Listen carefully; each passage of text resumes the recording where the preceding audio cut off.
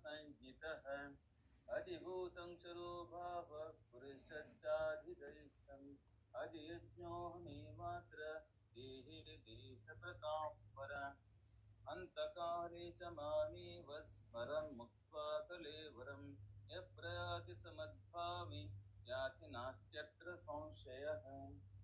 यं यं वापि स्मरन् भावं त्यजत्यन्ते कलेवरं तन्तमेवैति कौन्तेय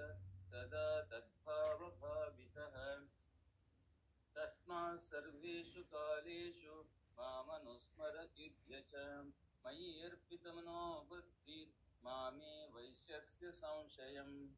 अभ्यासयोगयुक्तेन चेतसा नान्यगामिना परमं पुरुषं दिव्यं याति पार्थानुचिन्तयन्